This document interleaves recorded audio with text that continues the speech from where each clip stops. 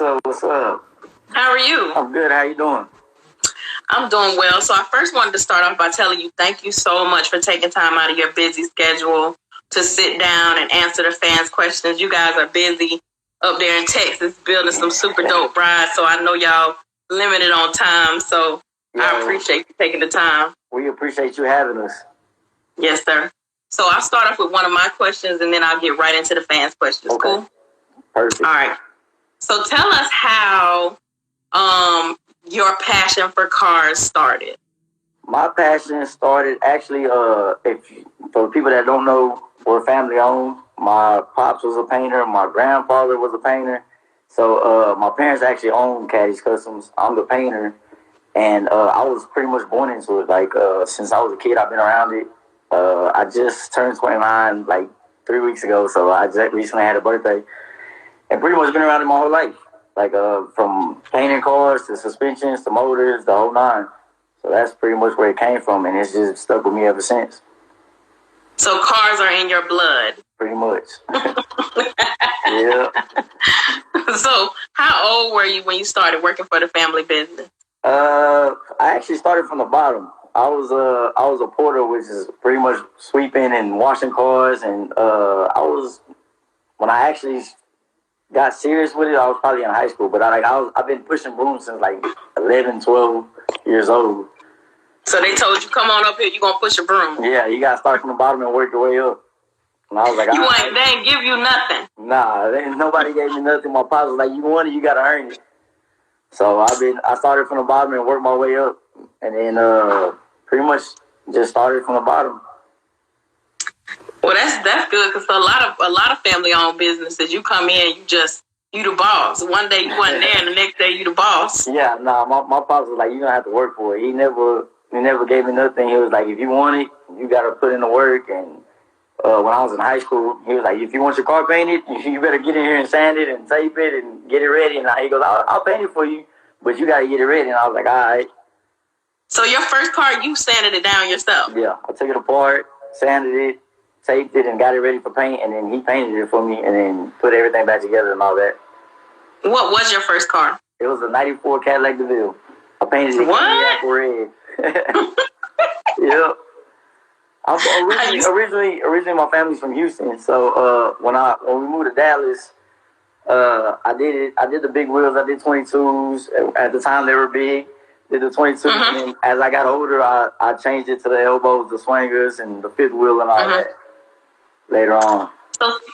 So speaking of swingers, as somebody who's from Florida that does not understand the swingers, explain to me and the fans a little bit about that. Like, we're kind of lost on that. It's a down south thing. I mean, it's not a bad thing. It's just something that they did down originally in Houston. A lot of people in Dallas ride them too now, but I mean, like I guess in Florida, as y'all say, the bigger wheels is better. The inches, the 32s and 34s, they go for the inches as far as width. Like, they're gonna stick out 20 inches or 22 inches. And the smaller, the better. Like all the OGs, they ride the 15s. They prefer the 15s. The newer guys prefer like the 17s and the 20s and the 22s, the bigger wheels. But like all the older cats, they prefer like the 15s and like either like I got a cousin that's been riding swingers or elbows for years, and he's finna put out a Cadillac on some 15-inch, 17-inch wheels. So they're 15-inch tall, but they're 17 inches out. So to us, like people that don't know, I guess I said it wrong. I'm supposed to say swingers, not swingers. But we don't understand. To me, it looks dangerous. Like how it's so far out from your car. That looks so dangerous to me. Yeah, it does, but I mean, you get used to it. Like once you start driving, you get the feel for it, and you know how far you can park and how close you can get to a car. And me personally, I'm more of the shorter wheels, like the G10s and the 8s, but, you know, everybody likes what they like. So yeah, that's true. I'm going to tell you what I had to learn about being in the car culture. I used to be so rough on certain types of cars. Still, I'm kind of rough on certain type of cars. Yeah. But I just have to learn how to say that's not my taste. Yeah, and one of the things being in the business is like, I mean, you might like a car, and I might say, you know what, why are you putting all this money into this car? But people got different reasons and different classifications for, or some people got sentimental value. I might not put $1 million into a Honda Accord, but it might have been somebody's grandfather's car that means something to them, so they putting all the money into it. So you learn to say, okay, if that's what you want, I'll give it to you. You're right. That's why I had to learn how to say it's not my taste. Yeah. Like the Crown Vics and the Camaros on 30 inches. Yeah, I had to. All right, somebody asked it in the comments, but I have that as a question as well. We would like to know, what has been your favorite project to date? To date, actually, my favorite project would have to be the 78 Trans Am that we built, the T-Top one. It's the owner's actually in the comments. That's probably one of my favorite builds. It was tugged on 22-inch 12 4Gs, and we built the whole chassis all the way through. It was a candy green. Everybody thinks it's black, but it's actually candy green, organic green. And that's probably one of my favorite projects. Like, it was start to finish. That one, and then the blue Cadillac that you posted. That was a fun build. It was nice. Yeah. Last time I heard, I believe the customer's doing an LS swap in it, and that's where he's at on that, and that hasn't been seen since. So he has to put up, and he's doing, I believe, an LS swap in it. So this is a 2-part question. Okay. What is your favorite part about the car business? And what is your least favorite part about the car business? It's actually the same answer. Okay. My favorite part is the relationships you build with people. It ain't even about the cars. Like, you build. I got so many friends that I consider family just from business. Like, you meet people and their interactions, and a lot of people know Box Everywhere Monty. He's a good friend of mine. That is my boy. There's so many relationships that you build with people, and then like I said, it's the same answer. It's the relationships you get with people, because the internet changes the whole view on certain things, and they don't know the whole story, but it's part of business. And not everybody speaks on the whole situation, but you learn to take the good with the bad. Listen, from what I have learned from being like friends with so many people who own shops and do work on cars, you're absolutely right. They will not tell the whole story about what happened. But exactly. They're going to sit up and assassinate your, like, customers. They will sit up and assassinate your character. Yeah. They ain't going to tell nobody. They told you they didn't want you to do that work because they was running out of money. Yeah, I mean, and everybody's situation is different, so you learn to adjust. But it's a lot of times, me probably speaking for other shops, a lot of times the customers might go, my car's been here this long or that, but there's other reasons for that. They don't understand that. And like in my case personally, I tell customers, we're not taking cars in until March or April of 2022, but they're like, well, I'm just going to drop the car off here, but I'm not going to do nothing, so the car is going to sit there. Why would you want it in my shop when you can have it at your house in your garage and let it be safe where it's at? But I don't know, people just want to save their cars at that shop for that personal time or whatever the case might be, but you tell them and you repeat it, and they still don't understand, but it's part of it. This person said it might be too personal, but what's the most expensive project you've done? Most expensive? Man, it varies actually, because everybody puts different amount of money into their projects. I did a 61 Impala, and usually we don't take on like the lowrider project, but it was a good customer, so it was a complete frame off, and the whole undercarriage was chrome. Every bolt was chrome, like everything was stainless or braided lines, and it was a fun project, but it was a very tedious and time consuming project. So that's very expensive. That's probably one of I think he spent. At the end of the day when he tallied it up, it was like $5,000 in bolts, because they either had to be chrome or stainless. Yeah. Listen, I gotta commend, big shout out to whoever that was. Let me just tell you, I'm working on my car, and every day I pray they don't find no more rust. Every day I pray, because like just the other day they took the door off, the passenger door, and they found some rust. Mm-hmm. And I was like, you know that you got cash out, you know that sound that the cash out man. Yeah. That's what was playing in my head. I was like, I hate this car, I'm about to sell it. But I'm I'm so close. I can't sell it. Hang on. That's all I can say is hang on. And at the end of the day, it's always worth it. It's always worth it. It's nothing like turning the corner when you got a freshly done project and everybody's commending you. Because a lot of people don't know what it takes to build a car. A lot of people don't. They see a finished product and they think it's from here to today, but they don't realize all the steps that it takes. And it takes literally a whole shop or a whole family or whatever the case might be to build it. And a lot of times, everybody asks me, what parts you need? I need the money part. Send me some money. Yeah. So, as you have been around the shop, working with your family, has it been like kind of rough to work under your family, or has it been a breeze for you? A little bit of both. My dad, with him being a painter, a previous painter, he's hard on me. Like he doesn't let nothing slide, and he's like, I told you, we bump heads so much because we're so much alike. Right. But he's always been hard on me from the get go, and he's like, if you're gonna take on this job of being a painter, this is what comes with it, and this is what goes along with it. So you need to be able to deal with it at that point in time. Mm-hmm. But and my mom running the books, it's a whole different story. Like it's being family owned is totally different from working for somebody, because you're like, man, you know the backstory, a lot of people just see the cars. Like, you can pull up to a car or a shop and you see millions of cars on 4 gyros or 3-piece wheels or whatever the case might be, but you don't know the backstory behind it. You don't know, I got 21 employees that got to get paid on Friday, or the case that, we got to buy these parts for these cars. You got to get this car out by this time, and besides all the insurance claim and custom work that you're doing. So you deal with both. So your parents have been pretty much grooming you to take over. Yeah, pretty much.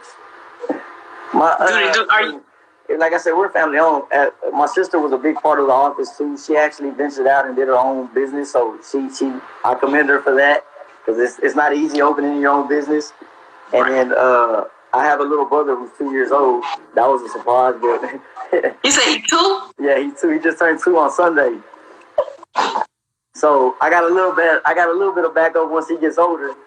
But as for right now, it's me, my pops, and my mom, and all my guys that work for us. Yeah. So, as far as your father, does he tell you all the time, hey, look, one day I'm gonna be gone. You got to take over. Is he drilling that in your head? Nah, for the most part, like with him, he's more. I always consider him more of a leader than a boss, because he's gonna show you the ropes before he just throws you in there. And he's the type that if he needs to get his hands dirty, he's gonna get his hands dirty. It ain't no problem. Right. And so with him, he always showed me the ropes and was like, okay, look, this is what needs to be done. If I'm never not here, or if some situation ever happens and I'm not here, this is what you need to do. So he showed me the ropes from being young, and I've always took it in. Now, I will tell you, before I even took my first trip to Texas, I heard about your pop. I heard he was one of the coldest painters in Texas. So I always wanted to be like one of them TV shows. I want to go around the country, and once I become a millionaire, because it's going to happen. Yeah. Bring my car to each different shop around the country, and have your pop paint one of my cars. I know it ain't gonna be cheap, but so to me, I don't know too many painters that can outpaint my dad, and that's my personal experience. That's me, my personal opinion. But in my eyes, he's always gonna be the best painter, and hopefully one day I'll be as good as him. If not, he pushes me to be better. Hopefully. You and him gotta have a paint off one day. You actually know T with Texas Street Whips. We painted his Monte Carlo, and he requested that me and my dad both paint. So with special requests, my dad doesn't paint anymore, but with special requests, he'll go in there and he'll paint here and there, or I'll let him do this and just get him out the way, because he ain't old, but he's getting older.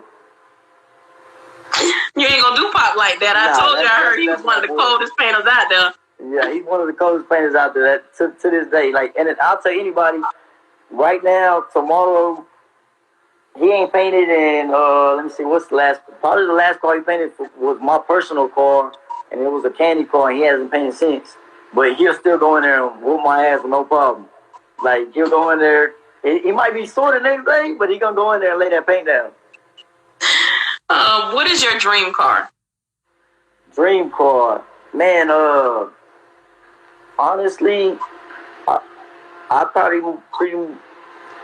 I built a 96 Impala, and that was probably one of my favorite dream cars, and I just finished one. Like, one of my personal ones, so that was a check off my to-do list. Oh, you might know a little something. You said 96 Impala? Yeah, 96 Impala. Okay, you might know a little something. If you could change one thing about the car business, something that you'd be like, I wish we didn't have to deal with that, what would it be? If there had to be one thing that I could change, it'd probably be social media. Really? Social media, yeah. Because like I said, it gives you, it paints a picture that's just so wrong. Like people think they watch all these TV shows and Bitch and Rides is a beautiful show. I love them, but not everybody's spending $1 million to $2 million on a car. And they're showing you an episode that they done filmed over 2 to 3 years time frame. And people think it's like, okay, well, they built it in 30 minutes, so you can't do it. And it's like, man, it doesn't happen like that. Right. So, and then, man, that's pretty big. It'll be social media for me. It's a beautiful, social media is a beautiful way to it's free advertisement, and you build a lot of relationships with people, but it'll bite you in the butt at the same time. Yeah, I call it a blessing and a curse. Yeah. Because, it allows me to be able to talk to you, and you in Texas right now. Yeah. But it also allows people to be able to get in your DMs and say crazy stuff, or comment on your page and say crazy stuff. And you like, bro, you could have kept scrolling. You didn't really have to say that. Exactly. Well, I really want to tell you, in doing my research, because of like the people that I don't know so well, I do research before I have the show, and I have not heard. You hear all types of things being in the car culture. I really didn't hear bad things about. Well, that's a good thing. Your family, the shop. Go ahead. Yeah, I said that's a good thing. You breaking up some. I don't know what's going on. Or maybe it's the Wi-Fi. Let's see. Is that better? Oh, now you're moving again. Go ahead. Okay, hold on. Yeah, I said you good. Go ahead. Yeah, I mean, it's very rare that I don't hear, because, for some odd reason, people want to tell me everything. But it's very rare that I don't hear, bad things about a shop or a family. I have heard only positive things about you, your family, your business. I was like, wow, wow. Next time I come back, because I think they took me to Omar's last time I was there. Uh-huh. So next time I really got to come over there and visit you guys. Next time I'm in Texas, it's gonna be sometime soon. But I was like, man, that made me want to come over to the shop and check it out. I was like, dang, ain't nobody got nothing bad to say. and that's one thing about us is like, man, it's so much money out here. It's so much money out here, and there's no need. A lot of people think that we have problems with other shops, and I'm great friends with G. I'm great friends with Omar. I'm great friends with Moonshadow. I'm so many people, so many other shops, other places, and it's like, man, it's a lot of painters out here. Lewis that works for G, everybody thinks it's a competition, and it's like, man, me and Lewis are best friends damn near. He calls me every day. If he has a problem, Caddy, this is what I'm dealing with. Or Lewis, this is what I'm dealing with. And it's like, man, it's so much money out here. There's no need to down talk another shop or another person to get some work. If you're doing what you need to do, the work's gonna speak for itself. Speaking of that, why do you think hate is so rampant in the car culture? Man, honestly, I feel like the hate comes from envy. It's just like, man, it's me personally, our business, you gotta have a team. There's no way There's no other way around it. Like I said, it's 21 of us total. So if we need to turn a car around, we can turn a car around in a couple of days. They're not saying that everybody's paying for that, but if it needs to be done, it can be done. But you got to have a team, and it's hard to maintain a name for yourself and still put out the work that you need to without being by yourself. Like, a lot of people get bigger and their business gets bigger, but they get a lot of people get selfish. They want to keep the money and greedy, and they want to keep the money to themselves. They're like, bro, you got to pay your people. Your people need to get paid so you can keep producing the work that you need to do. Right. So I feel like it's greed and envy. And I think it's a lot of, it's greed. A lot of pocket watching going on too. A lot of pocket. Everybody want to say. A lot of pocket. Everybody want to say, oh well, such and such a song, Caddy and them doing this. Why did you worry about what they doing over there? Yeah, you need to be doing that. And a lot of people they price gals. Like they'll go to me and then go to G and be like, well, Caddy said for this much, or G said for this much, or whoever the case might be. And it's like, man, look, if you're gonna price gals, and maybe the car scene ain't for you, or this work ain't for you, because that's not what it's about. If you want a service, then you don't go to Walmart and say, hey, I'm gonna give you $20 for this item right here. You don't complain about Michael Jordan prices, so why would you complain about the paint or the interior or whatever the case might be, the suspension? And it's like, most of the time, QA1 is the one taxing you, not us. It's QA1 or whoever you're dealing with. We got to get paid for the labor. We can't put it on for free. Right. So some people just don't understand that, and it's like, man, well, I already spent $4,000 in suspensions. Well, that's not my fault. If you want the good stuff, I can't put it on for free. Listen, at first I thought I was gonna race, right? And I got them invoices. And I said, I ain't gonna race right now, but I'll be back. I couldn't do it. Like, I was like, why does one bolt cost this much? Why do these studs cost this much? I'm not gonna do it. I can't do it. Yeah. So now I'm just gonna have a pretty show car. It get expensive. It get expensive real fast. And man, people don't know them. Wildwood brakes, Bear brakes, all them. Yeah, they get expensive real fast. And like you get a lot of people that come in, they'll see a finished car, like that Trans Am or the '56 Bel Air that we built, and it's like they say, I want that. The Bel Air has the LS3 with a Magnuson supercharger. I want that, and it's like you looking at $10,000 just in motor, $10-15 just in motor. Then you want 6-piston wheel brakes. You had another $7,000 in brakes. And you already at 22,000. Besides, you ain't even went to paint. You ain't went to interior. And once they get in there and start doing a ticket, they're like, oh man, like I didn't realize it was that much. Or I didn't realize, let's take this off. Let's take that off. Let's do this. So it's like, all right, we got to bring you back down to reality. And there's nothing wrong with building. I tell everybody, anybody can build a car with no budget. Anybody can do it. If your pockets are deep, it's all good. You can build a car, but bring me a car, and I'll tell you what I can do for you with your price range, and we can go from there.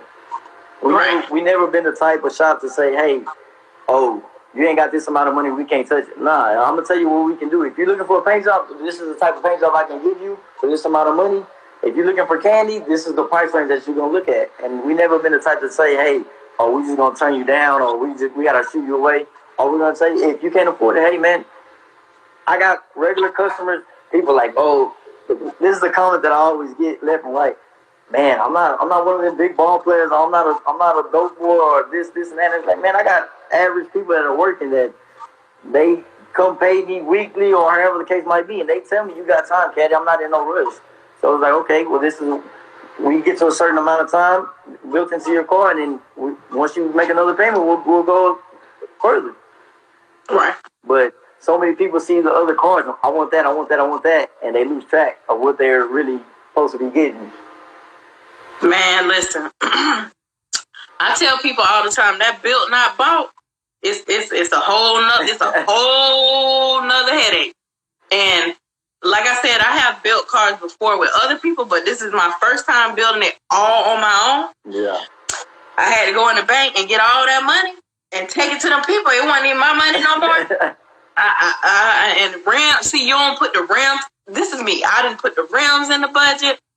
I didn't put and then me, I got a relationship with relationships with these shops, so I'm thinking, I know they're not gonna charge me like they not gonna charge me $30,000, but you know, even if I'm not thinking, even if they cut it in half and charge me $15,000, it's still $15,000. And I ain't even got to the interior shop, and I'm going to Stitch by Slick.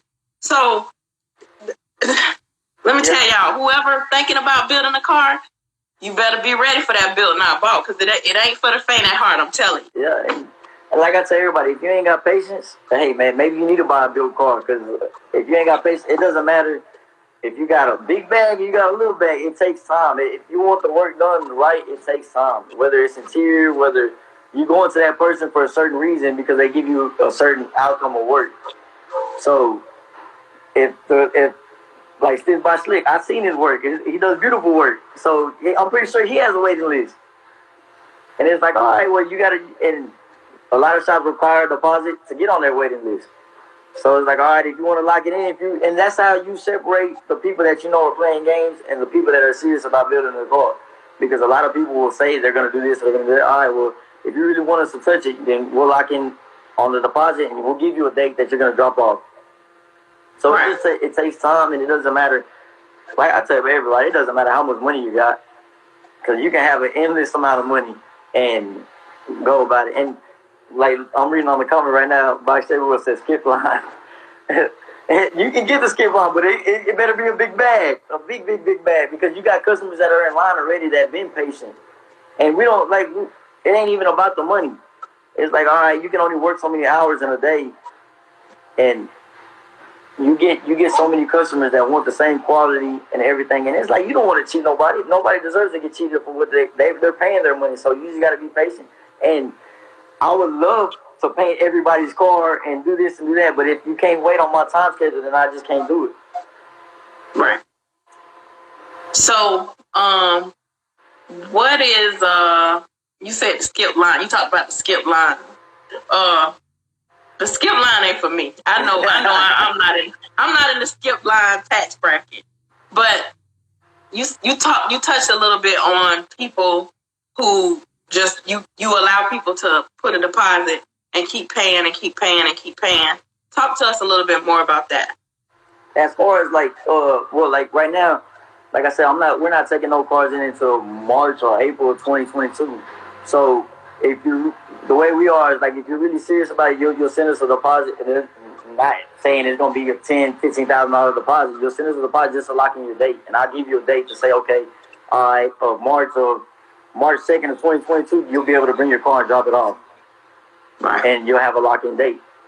Because a lot of people, I might give you that day. Let's say you call me and say, Cat, I want to bring my car. Okay, KP, you can drop it off on March 7th of 2022. Okay, when March 7th comes around, you don't show up, and it's like, all right, well, I got other people that's in line that could have took that spot. And it's like, all right, we don't have time to waste. As far as you don't have time to waste, and I don't have time to either. So it's like, let's not waste each other's time and just lock in the date and be done with it. So you guys do everything, you fully customize. You guys do interior, you do paint, you do wheels, you do suspension, you do everything to cars. Yeah, we do a full frame out, complete build from top to bottom, motor swaps, and like we don't do motor swaps just to be doing them. Like I won't do a LS swap just if you're just bringing me an LS swap. We won't touch it. Like the only way I'll do an LS swap is we're doing a full frame out build. Listen, I heard that cash out noise in my head when you said frame off. It's like, I would love to do LS swaps, just knock them out and do them left and right. But it's like, man, there's so much that comes with that. It's just another headache, and it's like so many people don't want to pay for the necessities of an LS swap. People don't realize you're taking a new motor and putting it in an old, let's say like that 56. You put a LS3 with a Magnuson supercharger and a 56 Bel Air. It's like, all right, you got to change control arms because your bushings are all bad. We got to do bigger brakes because you ain't going to stop. We got to change the brake boost to your master cylinder, and nobody realizes the money it takes to do all that. So you might come in, besides the motor that you're dropping in, the money you're spending on that, nobody realizes all that it takes to add up. All they're going to tell you when they get out the shop is, Caddy them did me wrong. They changed my motor and I can't stop now. That's all they're going to tell you. They ain't going to tell you that I told them, hey, we need to change the brakes, we need to do this, we need to do that. They gonna say I changed the motor and I can't stop. I can't stop my car now. Somebody told me, KP, you should just do an LS swap on your. I said the LS, the motor ain't what's costing the money. It's the wire harness and all the things you gotta do to make that LS work. And up there where y'all are, it's a little bit cheaper for LS swap. Down here where we at, we actually been blessed, and they put a summit up here, so it changed the game for us in Dallas. Like it was, man. If I need a part, I go to Summit at least probably 10 times a week. If Right. I'm not going, my pops is going. It's left and right to Summit. They like, man, y'all back again? Y'all back again? y'all just need to get y'all own dedicated courier from Summit, to and from Summit. Dropping by every day. The car business. If you weren't in the car business, what do you think you'd be doing? Honestly, I have no idea. I couldn't tell you because You never want to do anything else? Nah, I went to school. I graduated high school and then I went to college, and I did a semester in college, and I said, Pops, I ain't gonna make you waste your money. Like this ain't for me. And I was a straight A student, A/B honor roll, and I was like, man, I'm tired of the books. Like I always been a hands-on type of guy. And he was like, all right. And he was like, but if you do this as a career, it's a whole different lifestyle. And I was like, I know. And he was like, you're going to have early mornings and late nights. And I was like, all right. And he was like, and it's hard labor. And I was like, okay. And I ran with it. And it's been like that ever since. So speaking of early mornings and late nights, how do you balance your personal life, being that you're in the shop so much? During the week, it's work. Like Monday through Friday, we're going to work and we're going to push. And my dad's always made it a point, being a family business, weekends are for the family. Weekends are for the family, for your own time, because like everybody, it's hard because a lot of people see you, and like you might be out somewhere and they see you, hey, Caddy, what's up? And you don't want to be rude, so you say hi. You say hi, you speak to the person. But it's like, man, the card game comes with a lot of good and bad. Because I might just be having dinner. It's like, man, I really don't want to be bothered about no car stuff, but somebody's gonna say hi to you, and they're gonna be like, well, Caddy, how much you gonna charge me for this? Or how much you gonna charge me? It's like, man, I'm having dinner, bro. I really don't want to talk about that, but you don't want to be rude. So you're like, okay. Right. So you talk about it, and it ends up talking about a whole different thing, and you go into one thing to the next. But being in the car game and being a family business, my pops is out since day one. When Friday over, we ain't talking about it till Monday. He don't care who. So y'all not open on the weekends? Closed on weekends. Closed Saturday and Sunday. Wow. And he don't care. A lot of shops are open on Saturday, not Sunday, but dang, that's great. And he's like, he don't care who you are. He don't care what. He's like, it's going Friday at 5 o'clock. Once he leaves that shop, whatever the problem is, he's gonna deal with it on Monday when he opens back up. Wow. And that's super dope. I don't know a lot of shops that's closed on Saturday. Yeah. Now they're gonna be closed on Sunday, but not a lot on Saturday. And what we used to open up half a day. But being a bigger shop, our shop is like 15,000 square feet. So being a bigger shop, by the time you pull out all the cars, let's say by the time you pull out all the cars and everything, it's already 12 o'clock, and you're starting the day, and then you're trying to get out of there by 3. By the time you pull out the car, you got to put everything back in. You really didn't accomplish nothing. And then you end up staying till 5, 6 o'clock because customers are coming, and there goes your whole Saturday. So my dad's like, you know what, I'm just closing the whole day Saturday, Sunday, and we'll go open on Monday. Right, and then you don't want to sacrifice all that time with your family. Yeah. And then at the end of the day, we're normal people too. We're normal people. I like to build cars. Like my 96, everybody's like, you get a lot of customers say, well, Caddy, how'd you do your car so fast? And it's like, man, I did mine on weekends, bro. Like it didn't, y'all think it's fast because I posted it. But I really got time invested in it. Like I would come in on weekends and stay late after hours and put in my work. And it's like, it's not my fault that I actually got the trade, the skill to do it. So I do it on my own time. And you got to pay somebody. It's not my problem. That's another thing. Everybody be talking about how, it don't take that much to build a car. No, you got the cheat code. Caddy can build a car. KP got to go pay somebody. So I can't. Whereas your car might not cost you nothing but the parts. My car going to cost me parts and labor. Yeah. And let me just say to you, let me just voice my grievance with that labor. That labor is crazy. It can be, yeah, it adds up. It adds up. Listen, I told you, every time now they call me and say something else going on with the car, I just hear that thing from the cash app say like the coins dropping. I said, you know what? I'm gonna have to get me a night job. I'm gonna have to work 24 hours a day to pay for this car. But I love it because when it finally does come out, like it's no other feeling. It's no other feeling like being able to go get in your car and knowing you did all that work. Not necessarily I did all that work, but I oversaw all that work, and it's just. I think it's gonna be really rewarding. See, he came to my shop. Him and Don Master put up to the shop with G one day. They did. Yeah. Oh man, well, that's dope. So, what would you like for your followers, fans, supporters to know about Caddys Customs and Lil Caddy, and just the family in general? Most of the time, and this is like 98% of the time, if you're a customer or you're a follower, we go above and beyond, and we're not perfect. We're human. We make mistakes. The only thing that I ask of people is if you're upset with the job that was done or whatever the case might be, the situation, at least give me the opportunity or give my team the opportunity to take care of it. And then if we don't take care of it and handle up on that, then you can say what you want about us or do what you want about us. But everybody makes mistakes. Everybody. It doesn't matter who you are, how much money you pay. Everybody makes mistakes.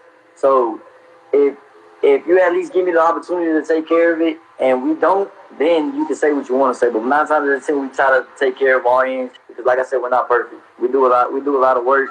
We do a lot of jobs.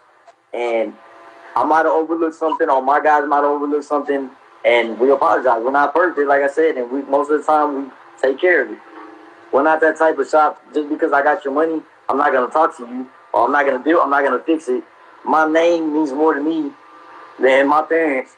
My parents, our name means more to us than any money or any dollar that could ever be given to us. Right. And we go above and beyond. And like I said, it's relationships go a long way with us. Monty could tell you, there's a lot of people out there that could tell you, we could be at a car show. My family cooks at the car show. They make fajitas and everything, and you can pull up a chair, you can sit down and drink a soda, you can get some chips, you can make a taco, whatever you want to do. We will extend. There's a lot of people that come from out of state, like Vaughn, with the Magnum on 34s that he just sold a while back. Uh-huh. He's a good friend of mine. Every time he comes to Whitfest, I give him a plate of tacos. Monty, he's a good friend of mine. I always make sure he eats when he's at Whitfest or whatever show, because it's not about the cars, it's about the relationship that you build with people. And at the end of the day, the car is going to go. I don't care if you sell the car tomorrow that I built you. The relationship that I have with you will last forever. Like I said, I do my research before I interview somebody if I don't know them that well. So I couldn't find anybody that said anything negative about. Of course, people are always gonna say, well, you know, when you get a certain name in the car culture, because y'all, I know y'all there, right? Yeah, with the name. We try to be. When you get a certain name, they're gonna say, oh man, they expensive. But they don't know y'all came from the ground up. I mean, you say y'all got that big shop now, but your parents, they probably started with a teeny tiny shop or out the backyard. Yeah. You know what I'm saying? Yeah. So don't nobody see, everybody see when you reach the destination. Don't nobody see the road to the destination. Yeah. So everybody was like, oh man, they such humble people. They dope. Like, I was like, dang, really? Not that I was looking for somebody to say something bad, but I was like, dang, ain't nobody got nothing bad to say. I was like, I got to tell him this during this interview that nobody had anything bad to say about you guys. Well, that's a good thing. I'm glad to hear that. Yeah, so make sure you tell your mom and dad and everybody, the whole family, the whole crew, nobody had anything to say bad about y'all. Even, like you said, even if y'all made mistakes, they obviously y'all fixed them and it wasn't no problem. You know, so that's super cool to me. Yeah, like I said, we're not perfect. We do a lot of cars. There's a lot of cars everywhere. I did a Donkin out of Tennessee, all black one, 74, that just went back. And like I said, we're normal people. We make mistakes. Things happen. We understand situations happen. Things change every day. So you got to go with the flow and make best of what you got. Right. Well, Lil Caddy, it's been a super dope interview. Those were really all my questions. We covered a whole lot of stuff. Is there anything else that you want us to know before I let you go? No, that's it. So I wanted to tell you, thank you again for sitting down. I know this is your personal time now, so you home, the shop closed.